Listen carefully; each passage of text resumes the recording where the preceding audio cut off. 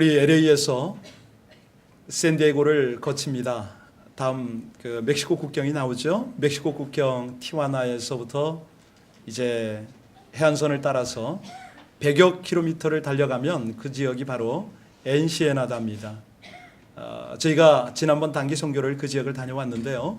거기는 인디오들이 와서 멕시코 사람들이 운영하는 농장에서 다들 농사일을 돌보고 있습니다. 아주 참 어렵게 살아가는데요. 이번에는 그 지역도 갔지만 다른 일정이 하나 있었습니다. 엔시에나다에서 산길로 한참 올라가면 그 지역이 바로 오호스 네고로스라고 하는 그런 지역인데 약 그 지역도 100여 킬로미터 이상을 산속으로 들어갑니다. 한참을 들어갔는데요. 마치 우리 대관령 정도는 안 되지만 그래도 험난한 그런 지역으로 들어갔습니다. 오호스 네고로스, 스페인어로는 검은 눈동자다 이런 뜻이었는데요. 그 지역이 예전에 탄광이 있었답니다. 석탄을 채취하느라고 그 지역 이름이 그렇게 아마 불려진 것 같아요. 석탄이 있어서. 여하튼 간에 그 지역 안에는 중소논촌입니다. 95%가 캐톨릭 인구고 약 5%가 개신교인들이 있었는데 저희가 간 오호스 네고로스 비전교회, 거기는 이제 오스카 목사님이 인디오 출신이세요. 보니까 인디안처럼 생겼는데 골격은 좀 크시긴 한데 영락없이 그런 느낌이 들더라고요. 섬기시는 교회에 약 한 200여 성도들과 함께 지난 금요일 어제 그제 밤에 함께 예배를 드렸습니다. 예배 참석을 해서 놀라운 귀한 은혜를 받았습니다. 구성원들이 아이들이 반이고 어른이 반이었습니다. 물론 이제 스페니쉬로 통하지 않는 인디오 출신도 몇 분 계셨습니다. 찬양을 인도하고 앞에서 워십을 하고 이 팀원들 중에 한두 명만 빼놓고는 다 아이들이었어요. 그런데 이 아이들이 얼마나 성령께 사로잡혀서 찬양을 하는지 너무너무 은혜가 됐습니다. 예전에 꼭 우리 한국의 천막교회 시절, 아니 최근에 제가 경험한 바에 의하면 한 20여 년 전에 제가 중국서 사역을 할 때 그 중국 가정교회의 느낌이 확 들더라고요. 여러분, 진행을 하는데 목사님이 나타나질 않아요. 나서질 않으세요. 그냥 자기들끼리 다 해요. 찬양을 하고 막 하는데 아이들이 그냥 앞에서 리본 같은 걸 흔들기도 하고 율동을 하는데 얼마나 자연스러운지 4명이서 하는데요. 순서도 서로 눈빛만 교환하면서 나와서 이렇게 막 하나님을 예배를 드리더라고요. 나중에 찬양이 어느 정도 끝나서 단에 나오는 아이가 있었는데 이 아이는 17살이었습니다. 남자아이가 나와서 단에서 간증을 하더라고요. 한참 간증을 하더니 마치면서 초청을 해요. 그런데 거기 나오는 기도를 하러 나오는 사람은 또 어린아이부터 이 장년에 이르기까지 여러 사람이 나와서요. 시멘트 바닥에 무릎을 꿇고 기도를 하는데 뜨거운 눈물을 흘리면서 기도를 하는 거예요. 잠시 후에 몇몇 집사님들이 나오시더라고요. 나와서 그들을 위해서 기도를 해주는데 이게 웬일이에요? 아니 회개가 터지고 방언이 하는 건 기본인데 갑자기 성령의 임재가 나타나가지고 막 쓰러지기도 하고 온몸을 막 진동을 하는 거예요. 야, 오순절의 역사가 따로 없구나. 그 현장에서 저는 제가 설교한 것도 아니고 제가 기도해 준 것도 아니고 저는 단지 그냥 촬영만 하고 있었어요. 이런 모습을 보면서 너무 하나님의 살아계심과 그 놀라운 역사, 한마디로 경이로웠죠. 너무 감사했습니다. 집회를 마친 시간이 아마 그때 시간이 대략 한 6시 넘어서 7시 가까이 됐는데요. 그때 저희가 그분들을 대접하기 위해서 추수감사절이고 하니까 원래는 멕시코에 있는 그 지역을 섬기는 어떤 장로님이 고기를 좀 가져오기로 하셨습니다. 그런데 요즘 멕시코 국경이 아주 강화가 돼서 식품이 도저히 건너올 수가 없다고 그러네요. 거기서 다 되돌려 보내서 미국으로 다 도로 갖다 주고 빈몸으로 오셨더라고요. 할 수 없이 저희는 거기에 있는 월마트에서 통닭을 좀 샀습니다. 익혀놓은 거를 22마리를 사서 올라갔어요. 여러분 200명이 먹으려면 통닭이 몇 마리가 필요합니까? 대략 계산해 보세요. 또 그분들 식사량이 보통이 아니죠. 다 아시죠? 그런데 22마리를 가지고 올라갔으니 이를 어쩌면 좋습니까? 뜯었습니다. 열심히 우리 권사님들 다들 우리 팀원들이 뜯고 그냥 물이 없어요. 그 지역이. 그래서 저희는 씻지도 못했습니다만 그분들도 물을 씻는 물까지 허드렛 물까지 다 사서 쓰시니까 저희가 어떻게 물을 공급받을 수가 없더라고요. 그래서 야채 가져간 야채 껍질만 벗기고 그냥 쓸어가지고 샐러드를 만들고 닭을 찢어서 나눠줬어요. 처음에 긴장이 되니까 다 못 먹으면 어떡하니까 조금씩 담아주셨겠죠. 뭐 전 잘 모릅니다. 여튼간에 나중에 맛이 있으니까 200명이 쫙 줄을 서서 나갔는데 맛이 있으니까 한 번씩 더 달라는 거예요. 그러면 이제 저희 용기가 200개밖에 없었거든요. 자, 그 그릇을 다시 가져오십시오 해서 다시 담아줬어요. 다 먹었을까요? 예, 아멘입니다. 할렐루야죠. 다 먹었는데 맨 마지막에 이제 뼈는 다 발라. 아까 저기 장로님이 그러시더라고요. 목사님 뼈까지 나눠줬습니까? 그러더라고요. 아니고요. 뼈는 다 발라냈는데 나중에 챙겨보니까 이만한 양푼으로 한가득이 남았습니다. 이 장면을 옆에서 보고 있던 우리 안건영 집사님이 예, 오병이어가 따로 없네요. 그러더라고요. 할렐루야. 예, 여러분들의 기도에 하나님께서 현장에서 역사하셨고 저희는 뭐 아무 생각 없이 그렇게 그들과 함께 은혜만 받고 돌아왔습니다. 어제 아침에 돌아오려고 출발을 하기 위해서 저희가 준비를 했는데 교회 사람들이 한 20-30명 왔더라고요. 함께 손을 잡고 기도하고 지역을 위해서 또 그들은 우리를 위해서 기도하는데 둘러섰는데 갑자기 그 둘러선 멤버 중에 한 12살 먹은 어린아이가 있었어요. 근데 제 마음속에 저 아이의 기도를 좀 받고 갔으면 좋겠다. 감동이 오는 거예요. 그래서 아이에게 물었어요. 너 우리를 위해서 기도해 줄 수 있겠니? 딱 손을 잡고 기도하는데 12살짜리 아이가 물론 스페니쉬로 기도를 하죠. 전 못 알아들어요. 그런데 옆에 같이 기도하던 어른들이 아멘, 아멘 하더라고요. 얘가 굉장히 은혜롭게 기도하는구나. 이것만 느꼈죠. 그리고 저희도 그들을 위해서 기도해주고 내려왔습니다. 그곳에 저희가 어떻게 잤냐고요? 씻지도 못하고 물이 없으니까 밤에 자는데 그 적당한 강당, 이거 한 3분의 1이나 될까요? 그 강당에서 세멘트 바닥에서 바닥이 너무 차니까 우리 식탁 주방에 쓰는 그 플라스틱 테이블을 깔아놓고 거기 한 테이블에 한 명씩 침낭에 잤습니다. 제법 춥더라고요. 근데 얼마나 은혜가 되는지요. 자, 제가 지금 오호스 네그로스 교회 이야기를 잠깐 했습니다. 성령께서 역사하시고 주님을 사랑하는 마음이 뜨거운 그런 성도님들이 있는 교회. 또 그분들이 볼 때도 그랬을 거예요. 와, LA 비전 교회라는 교회가 왔는데 우리와 함께 예배를 드릴 수 있는 선교를 하는 마음을 가진 교회.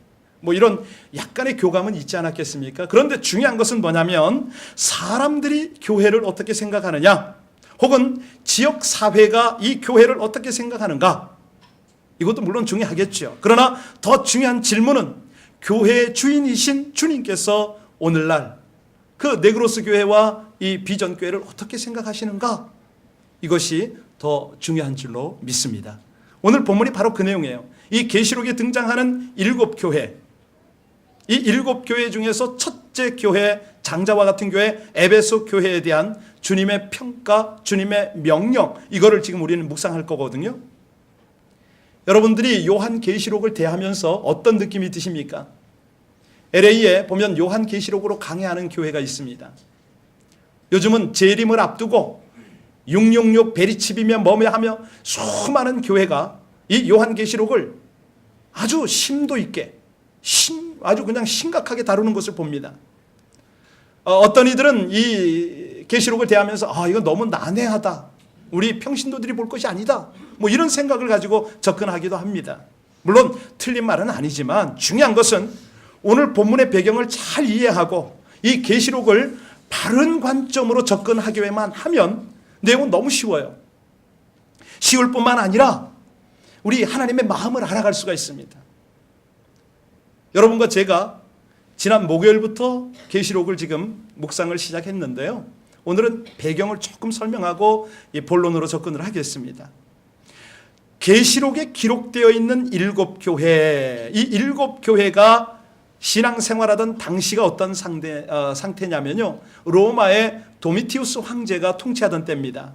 그때는 초대교회 시절이기 때문에 교회마다 모진 핍박, 정말 그 말로 형언할 수 없는 고난 속에 신앙생활을 했습니다. 그럼에도 불구하고 그들의 신앙생활은 한마디로 거룩을 추구하는, 복음을 사명으로 생각하고 전하고, 그리고 주님 앞에서 세상과 타협하지 아니하는 죄악이 관영한 세상 속에 거침없이 막힘없이 행진하는 성도들의 삶이 거기 있었습니다. 자, 그렇다면 이 계시록을 주신 목적이 뭘까?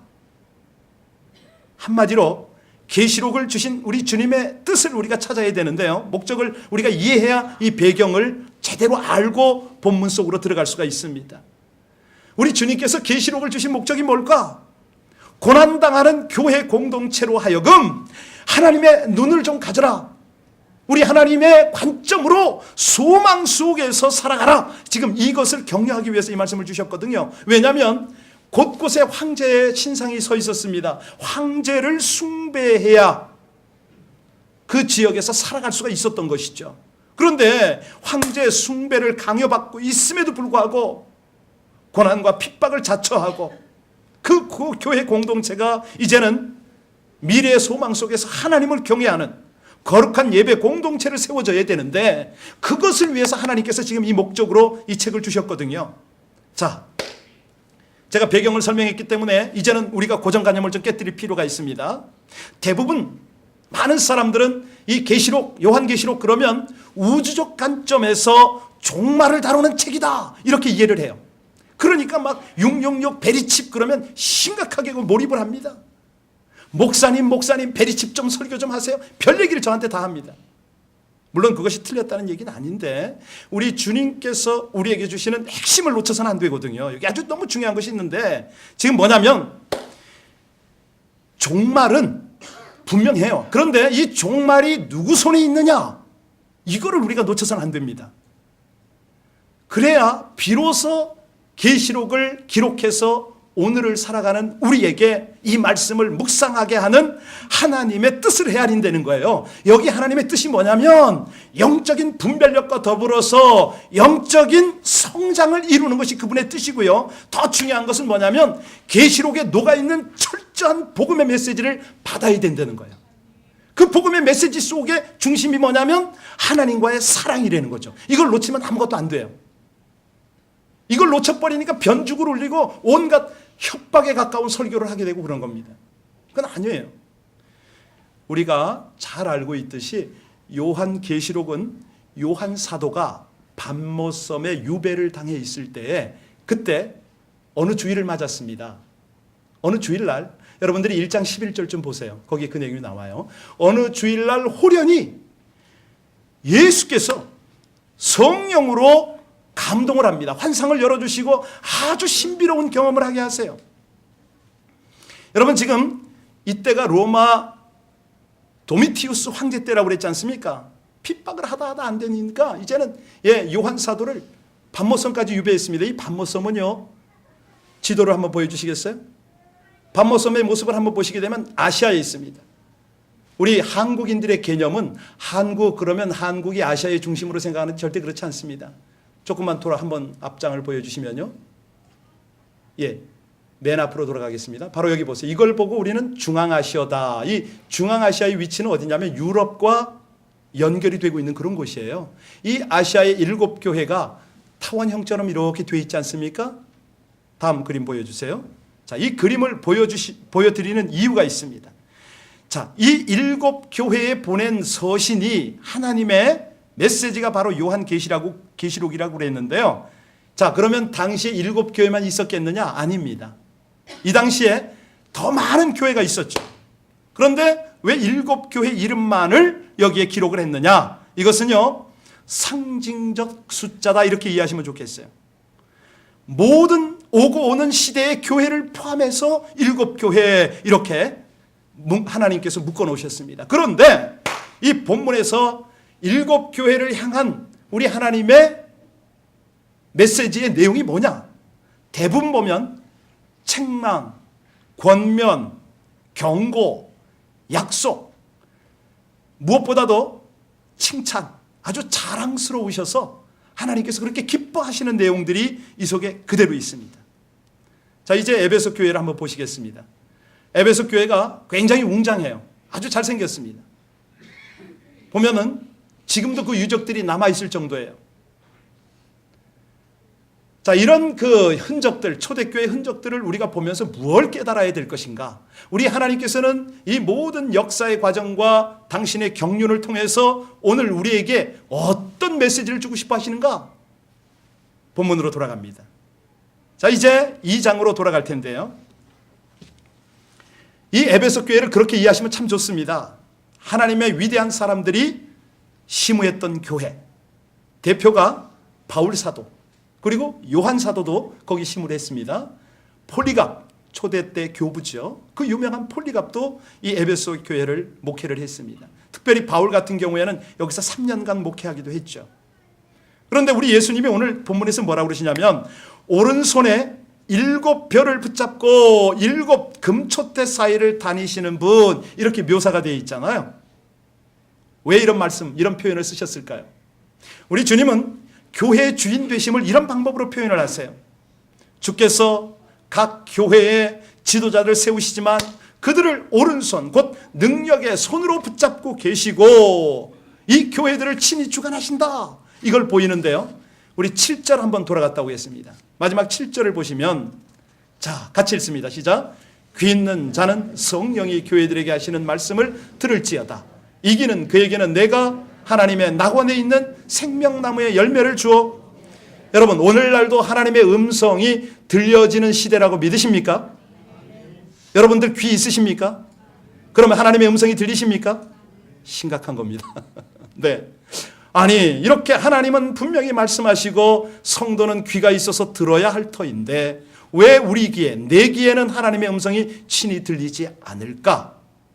이런 것을 오늘 여러분들이 설교를 들으면서 하나님 앞에 초점을 맞추시길 바랍니다. 여기 오늘 상급이 주어지는 것은 우리가 알아요. 하나님의 낙원에 있는 생명나무의 열매를 먹을 수가 있다. 얼마나 축복이죠. 그런데 왜 도대체 안 들리고 이 열매는 왜 내가 느끼지 못할까? 오늘 에베소 교회에 이런 축복을 하시는 하나님의 칭찬이 있습니다. 우리 칭찬부터 먼저 살필 텐데요. 2절부터 3절까지를 같이 한번 읽겠습니다. 2절부터 3절 말씀을 우리 한 목소리로 읽으면서 이 말씀이 에베소 교회를 향한 우리 주님의 어떤 칭찬, 어떤 기쁨인가 생각하면서 다 같이요. 시작. 내가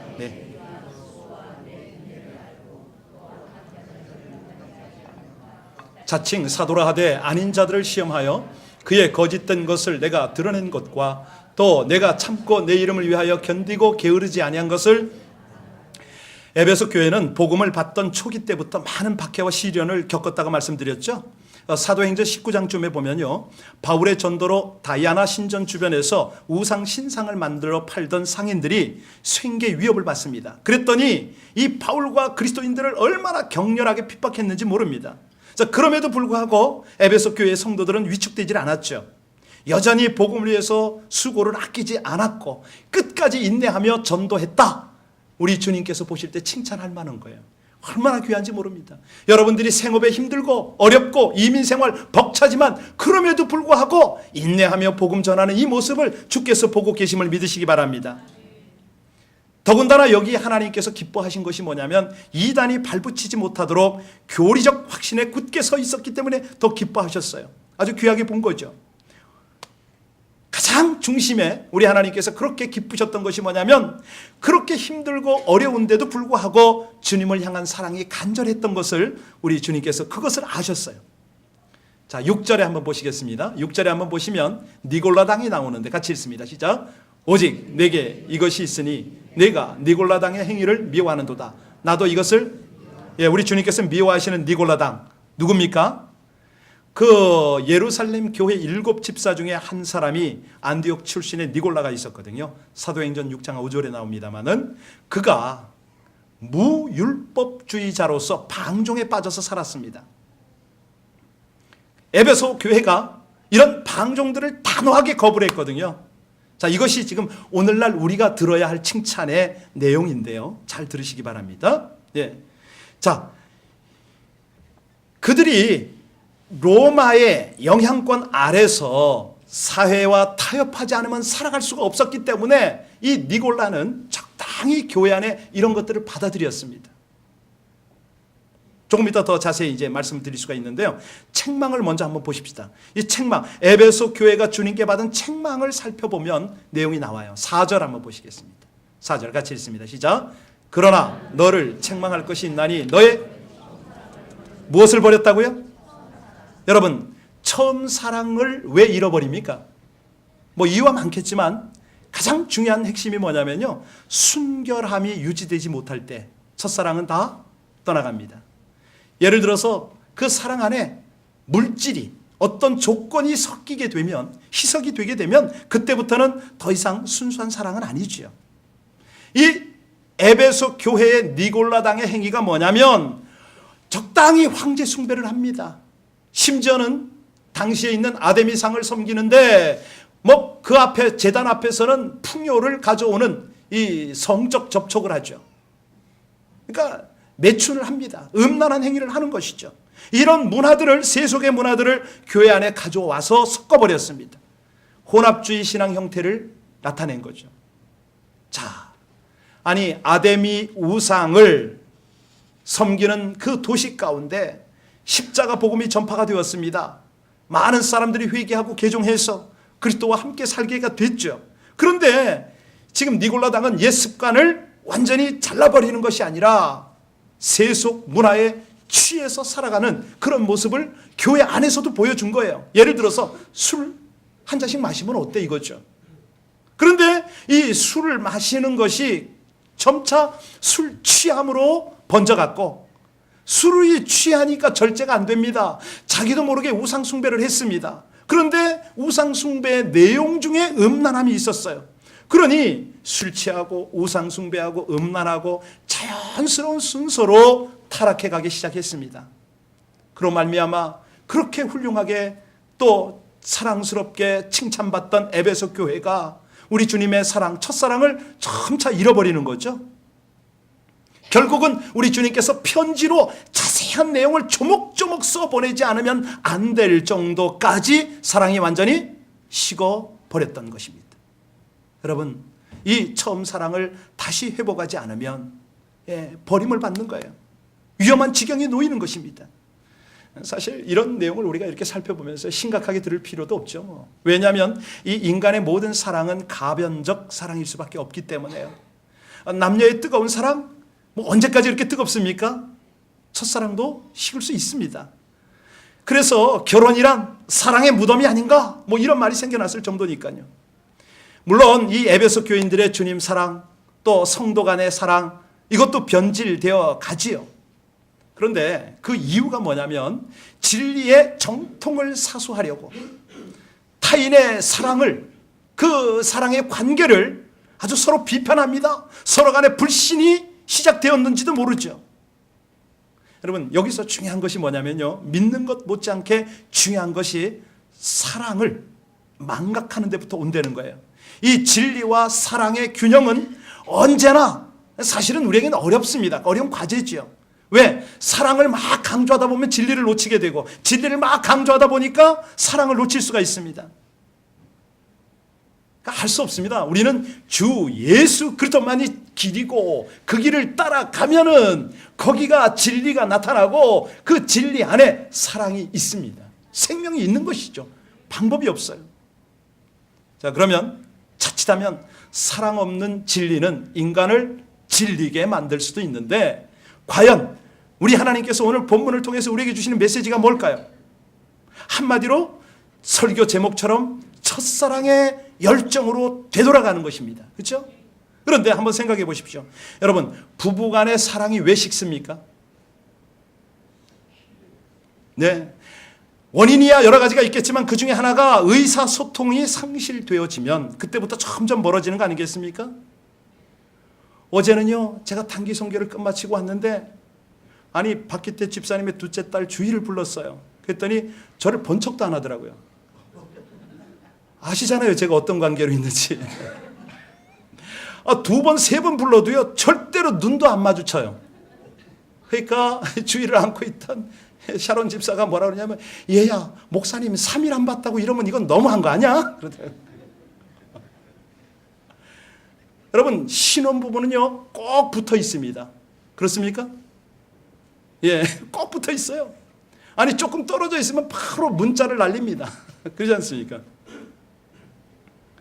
우리가요, 그리스도인으로서 영적 열정을 상실하는 이유, 주님과의 사랑을 상실하는 원인이 뭡니까?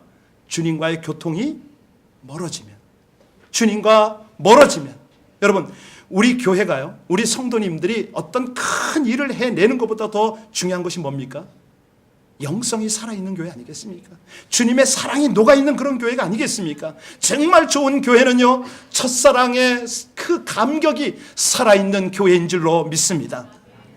주님을 생각하면 그 사랑 때문에 아직도 가슴이 저리고, 주님의 이름을 부르면 그 이름 때문에 소망이 내 속에서 다시 한번 넘치고, 그 은혜가 내 안에는 눈물로 흘러 넘치는 그런 주님과의 사랑이 회복되어지는 그런 교회거든요. 단기 선교를 나중에 보곤 하시겠지만, 목사의 관점으로 볼 때는 그렇습니다. 수십 년 전에 우리 한국과 전혀 다를 바가 없더라고요. 예전에는 멕시코가 한국 전쟁 때 그들이 우리를 지원했는데 어쩌자고 저렇게 참 처참하게 됐는지 모르겠습니다. 날씨가 추워지는데 변변한 옷도 없고 신도 없이 맨발로 다니는 아이들을 보면서 제대로 씻지도 못하는 그 열악한 아주 위생 상태, 이 모든 것들을 볼 때요, 저들이 불쌍하다 이런 생각도 물론 들겠지만, 저는 몇십 년 전에 우리들의 모습이었다. 그렇습니다, 정말. 그런데 그 안에서 제가 발견하는 것은 뭐냐면, 주님을 사랑하는 순수함이 그들 속에 있더라고요. 성도들을 사랑하고 서로를 위해서 진심으로 기도해 주는 그 모습을 보면서, 야, 정말 부럽다. 여러분, 요한 사도가 요한 1서를 기록했죠? 그가 표현한 것이 뭐였습니까? 우리를 위하여 목숨을 버리셨으니, 누가? 예수 그리스도가. 우리가 이로써 서로 사랑을 알고 우리도 형제를 사랑하는 것이 마땅하니라 라고 그의 유언적 가르침을 우리에게 알려줬습니다. 사실은 그분의 생애가 그랬어요. 이 도미티우스 황제가 주후 AD 96년에 죽었는데요, 그때 사도 요한은 이 patmos섬 유배에서 풀려났습니다. 그리고 에베소 교회로 돌아왔거든요. 그런데 그가 설교를 하면 다른 내용이 없어요. 그냥 18번 설교가 뭐냐면, 소자야 서로 사랑하라, 이거였습니다.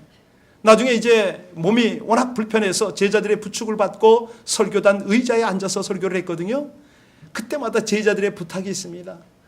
요한 사도님, 우리 예수님께 가장 사랑 많이 받고 이제 남은 분은, 제자 중에 12제자 중에 남은 분은 당신밖에 없습니다. 이제 새로운 말씀 좀 주십시오. 그러면 이 백발의 노구로 두 손을 들면서 그래요. 소자들아, 내가 다시 너희에게 이르노니 너희는 서로 이게 얼마나 핵심적인 메시지인지 모르죠. 우리가 잘 아는 마틴 루터킹 목사도 노벨상을 수상받는 그 연설에서 그런 말을 합니다. 아직도 세상을 움직이는 힘, 그것은 사랑입니다. 여러분, 우리 가정이나 우리 사회나 우리 공동체를 건강하고 아름답게 만들어갈 수 있는 유일한 대안이 뭐라고요? 주님의 사랑입니다. 에베소서 3장 17절에 너희가 사랑 가운데 뿌리가 박히고 터가 굳어져서 능히 모든 성도와 함께 지식에 넘치는 그리스도의 사랑을 알라, 이렇게 말씀하셨습니다. 지금 한번 나무 한번 보십시오. 이 캘리포니아가 이 샌디에고 국경을 탁 넘어서면 가장 눈에 띄는 것이 숲이 우거졌다는 거죠. 나무가 아주 아름드린 나무가 있다는 것이죠. 이 나무는요, 뿌리가 수분을 제대로 섭취할 때 잎이 푸르릅니다. 여러분, 수분이 섭취가 잘 되어야 수목이 울창한 거 아닙니까? 그래서 우리 하나님께서 말씀을 하시죠. 시냇가에 심은 나무가 그 잎사귀가 마르지 않고 형통하고 시절을 쫓아 과실을 풍성히 맺습니다. 우리 삶 속에 바로 그것이 우리 하나님께서 가장 기뻐하시고 또 축복하시는 가장 귀한 통로가 되는데요, 사랑이라고 말씀하십니다. 사랑은요, 나무의 수분과 같아서 사람의 생활을 윤택하게 해주고, 인간과의 관계는 물론이고 하나님과의 관계를 더욱 아름답고 풍요롭게 하는 것이죠. 여러분, 우리 주님의 사랑을 자로 잴 수 있습니까? 저울로 달 수 있습니까? 그 사랑의 깊이와 넓이와 폭과 그 모든 것들을 우리가 경험하지 않고는 도저히 알지 못합니다. 오직 저와 여러분 가슴으로 이 주님의 사랑을 경험하고 회복하는 은혜가 있기를 주의 이름으로 축원합니다. 40년 동안 신앙생활하면서요, 여전히 자기 중심적 신앙생활을 하고 아무리 기도를 해도 감격이 없고 답답한 그런 생활을 해온 한 자매가 있었습니다. 아니, 거울 앞에 자기를 비춰봐도 도대체 변하는 모습이 없습니다. 어쩌면 살면 살수록 이기적입니다. 그래서 마침내 내가 수녀원에 들어가리라. 거기 들어가서 엄한 계율과 의무에 내가 열중하리라. 들어갔는데 아니, 거길 가도 마음은 여전히 차갑습니다. 여전히 공허합니다. 그래서 어느 날 수도원 복도를 걸어가다가 그림을 보는데요, 그 그림이 어떤 그림이냐면 빌라도와 그 부하들이 예수님을 묶어놓고 채찍을 때리는 그런 그림이었거든요. 수백 번 보며 지나갔는데 그날은, 그 순간만은 이 그림이 전혀 새로운 그런 감명으로 와 닿은 겁니다. 비로소 그녀가 고난받으시는 주님의 사랑, 그 사랑의 주님을 만난 거죠. 아니, 똑같은 그림을 보고 있는데 그날만큼은 눈에서 하염없이 눈물이 흘러내렸습니다. 뜨거운 눈물이 흘렀습니다. 무릎을 꿇고 기도하고, 그리고 한참을 기도하고 났더니 자기 안에 변화가 오는 것 같아요. 그때부터 사람들이 보이기 시작합니다. 고통받고 소외당하고 어려움을 당하는 사람들, 자기의 손길을 기다리는 사람들, 그런 사람들이 느껴지고 또 가고 싶고 그들이 기다려진다는 걸 아는 거예요. 자, 이 여인의 가슴에는 사랑의 파도가 일기 시작한 거죠. 물결이 흘러넘칩니다. 그래서 주님의 가슴을 안고 주님의 손을 가지고 남이 돌보지 않는, 남이 가지 않는 그런 곳을 찾아서 장애자며 가난한 자며 고아와 과부며 버림받은 자며 심지어는 문둥병자까지 돌보고 그들의 상한 마음을 감싸 주었습니다. 위로자요 평화의 사도가 되었는데요, 노벨 평화상을 받은 그 유명한 여인이 테레사 수녀. 누가, 뭐가 이 여인을 그런 사람으로 만들었습니까? 오직 주님의 사랑이지 않습니까? 진실로 예수의 사랑을 아는 사람은 자신을 위해서 더 이상 살지 않습니다. 오직 나를 위하여 죽었다가 다시 사신 그분을 위해서 살아가는데, 저와 여러분도 주님을 사랑하는 줄로 믿습니다. 그렇다면 그 사랑이 우리 속에 충만하기를 우리는 기도하고 있느냐? 여러분, 우리 주님께서 오늘 본문에 약속을 하시지 않습니까? 우리에게 첫사랑이 회복되어지면 우리에게 있는 촛대를 옮겨가지 않겠다, 이 말씀하셨습니다. 그랬더니 어떤 분들은 촛대를 연상하기를 촛불을 꼽는 촛대로 생각을 하시는데요, 아닙니다. 그렇게 이해하시면 안 되고요, 기름이 공급되어서 불을 밝히는 등대 개념으로 이해할 때 오늘 본문 말씀을 조금 더 적용할 수가 있겠습니다. 여러분, 등대에 공급했던 기름이 어떤 기름인지 아시죠? 감람유입니다. 감람유는 뭘 상징합니까? 성령을 상징을 하죠. 금촛대의 교회에는 성령의 역사하심으로 교회가 교회의 기능을 할 수가 있다는 것이죠. 성도가 성도의 능력을 나타내며 살아갈 수 있는 것은 성령께서 함께 하실 때, 성령의 기름 부음이 부어질 때에 그때 가능한데, 그때가 언제냐? 잃어버린 주님에 대한 첫사랑을 회복할 때다, 이렇게 말씀하십니다. 타성에 젖어 사는 삶이 아니고요, 매일매일 구원의 기쁨, 구원의 감격 속에 살아가는 그 삶, 그런 성도, 그런 교회 모두가 되시기를 주님의 이름으로 축원합니다. 자, 그렇다면 오늘 마지막으로 적용을 해야죠. 이 사랑의 주님을 다시 생각하고 기억하고 이 사랑의 회복을 어떻게 이룰 수가 있는가? 오늘 5절이 바로 그 비결이고 비밀입니다. 오늘 말씀 5절 같이 한번 읽겠습니다. 다 같이 읽습니다. 시작. 그러므로 어디서 떨어졌는지를 생각하고 회개하여 처음 회개를 가지라. 회개하지 아니하면 내가 네게 가서 그 내 촛대를 그 자리에서 회복하는 비밀이 뭐라고요? Remember, 회상하라, 기억하라. 그 다음에 repent, 회개하라. 그리고 마지막으로 restore, 회복하라. 뜰이 알이 들어갑니다. 기억하고 회개하고 회복하라. 하나님께로 돌아오라는 것이죠. 여러분, 지난 금요일 밤이 사실 저는 굉장히 좀 안타까운 밤이었습니다. 함께 동행했던 분 중에 최연장자는 80을 잡수신 목사님이셨어요. 이 어른이 그 맨바닥에 플라스틱 상위에서 침낭 하나로 주무시는데 난로가 있기를 한가 스라브 지붕의 그 사막에서 병나면 안 되는데 제 마음에 간절함이 있었습니다. 물론 일찍 잠자리에 들었어요. 8시 반쯤에 잠자리에 들었는데 재밌는 것은 다들 한마디씩 불평을 하세요. 이렇게 일찍 잘 수가 있냐고. 근데 너무너무 좋더라고요. 셀라폰이 되기를 하나, TV가 있기를 하나, 아무것도 없는 거예요.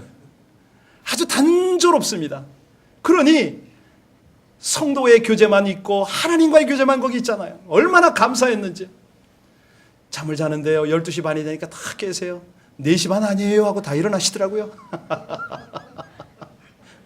얼마나 감사한지. 그렇게 짧게 자도 그냥 깊이 주무셨는지 어쨌는지 하여튼 12시 반부터 주님을 만나려고 그러세요. 이런 것이 필요하구나. 우리 삶이 좀 단순하면 단순할수록 주님과 깊은 교제를 할 수가 있구나. 아침에 일어났는데 우리 그 목사님이 벽에가 없어서 목이 좀 뻣뻣한 것 외에는 한 분도 감기 몸살 안 걸린 줄로 믿습니다. 다 건강하게 오셨어요. 얼마나 감사합니까? 한 분이 저에게 물어요. 목사님, 중국에서 선교할 때도 이렇게 추웠습니까? 그러더라고요. 제가 씩 웃었죠. 여러분, 중국은 거기는 영하 30도고요. 여기는 영하도 안 내려갔어요. 거기서 잘 때는요, 얼굴을 못 내놓습니다. 얼어가지고. 너무 추워요. 정말 추워요. 오래간만에 저는 선교지의 그 생각을 착 한번 떠올렸는데 오늘 본문과 적용을 나누면은 우리가 돌아갈 필요가 있다는 것입니다. 어디로? 내가 처음 만났던 그 주님을 만나러 돌아갈 필요가 있다는 거예요. 거기서 내가 주님과 어떤 약속을, 어떤 결단을 했는지 그거를 되새길 필요가 있다는 거예요. 내가 언제부터 무엇 때문에 주님의 사랑에서 내가 떨어져 있는가 한번 생각을 할 필요가 있습니다. 우리 주님께서는 저와 여러분이 탕자라도 좋다는 것이에요. 아버지 품으로 돌아오라고. 우리가 있어야 할 그 자리로 지금 돌아오라고 지금 말씀하십니다. 여러분, 말씀의 자리로 돌아가기를 원하십니까? 기도의 자리로 돌아가기를 원하십니까? 봉사의 자리로 그렇게 돌아가기를 원하십니까? 그러려면 주님과의 교통했던 그 자리를 잊으시면 안 됩니다. 그 경건의 자리, 아주 가지를 다 쳐버리세요. 믿음의 자리로 가십시오.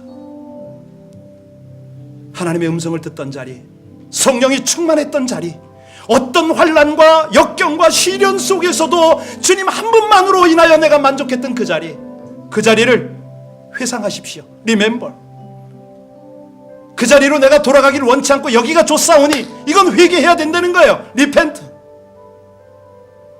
그러면 주님과의 사랑이 회복이 되어지고 그 주님께서 말할 수 없는 은혜로 축복으로 주시는 그 놀라운 하나님의 영광이 우리 가운데 머문다는 것입니다.